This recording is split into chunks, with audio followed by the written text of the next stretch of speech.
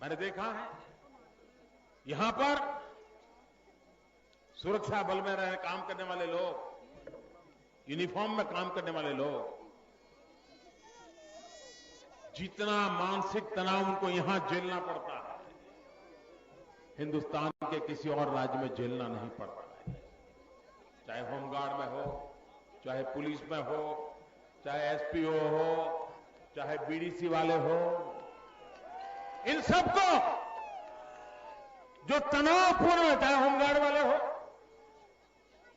जो तनावपूर्ण जिंदगी जीनी पड़ी है, वो अपने लिए एक पल जी नहीं पाए।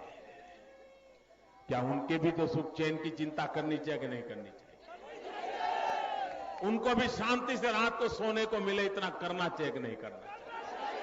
अध्यक्ष महोदय, गृह रक्षा विभाग होमगार्ड जवानों को नियमित करने का विचार नहीं रखता है, क्योंकि राजस्थान होमगार्ड अधिनियम 1962 एवं राजस्थान होमगार्ड अधिनियम 1963 के अनुसार ये एक स्वयंसेवी संगठन है।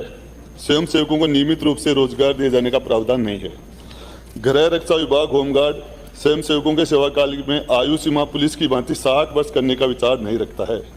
वर्तमान में इस प्रकार का कोई प्रस्ताव लंबित नहीं है।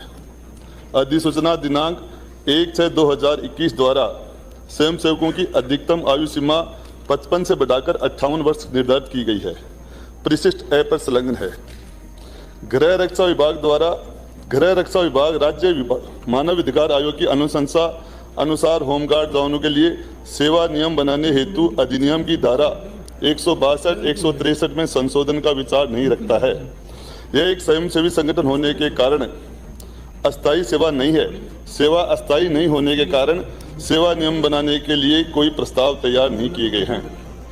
गृह रक्षा विभाग द्वारा होमगार्ड जवानों की सेवा मुक्ति पर उनके कल्याण हेतु विभाग कल्याण कोष के एक मुश्त राशि दिए जाने का वर्तमान में निम्नानुसार प्रावधान किया गया है, जो परिशिष्ट व्यय पर संलग्न है।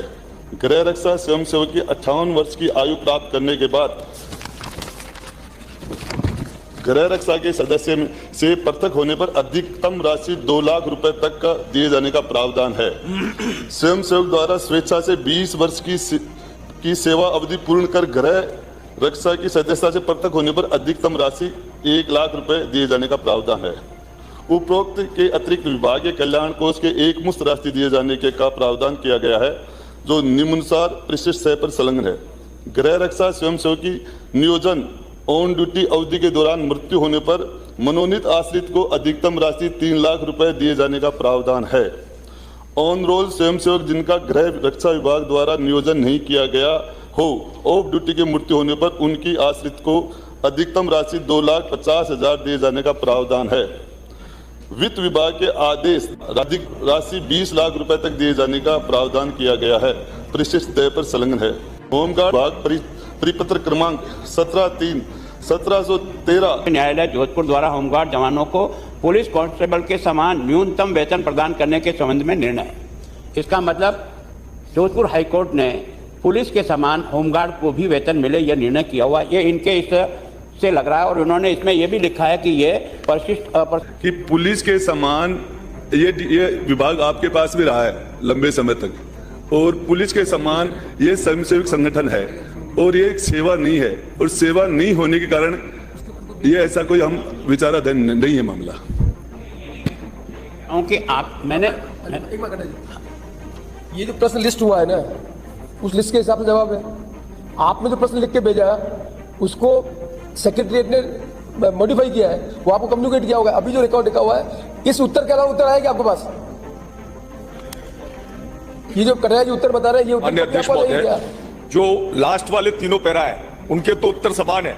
कौन से प्रश्न जो आपको लास्ट वाले जो तीनों, और जो मेरा मूल प्रश्न है वो उसमें से पहला बिंदु गायब है। माननीय अध्यक्ष महोदय, मूल प्रश्न करने का अधिकार सेक्रेटरीट को है। अध्यक्ष महोदय, मैं माननीय मंत्री महोदय से ये जानना चाहता हूँ कि राजस्थान होमगार्ड्स अधिनियम 1963 एवं राजस्थान होमगार्ड्स 1962 के अनुसार, जैसा आपने बताया है, इसे एक स्वयंसेवी संगठन आपने माना है, परंतु वर्तमान में जो परिस्थितियां हैं, होमगार्ड की भर्ती कार्यव्यवस्था है, उनके भविष्य के प्रति सकारात्मक नजरिया रखते हुए क्या सरकार पूर्व के अधिनियमों में संशोधन करके उनकी कार्य अवधि 60 वर्ष एवं उन्हें नियमित करने की मंशा रखती है? पहला तो यह। दूसरा, इतने आवेदन हुए और जो लंबित है वो कब तक उन्हें स्वीकृति आप दे देंगे? आपके माध्यम से मैं बताना चाहता हूं कि ये एक स्वयंसेवी संगठन है, ये सेवा नहीं है, और सेवा नहीं होने की वजह से हम पुलिस के सम्मान भत्ता और उनको तनख्वाह और बाकी के सारे एडवांटेज देने के लिए हमारा विभाग सहमत नहीं है। अगला प्रश्न सुश्री दिव्या मदेरणा।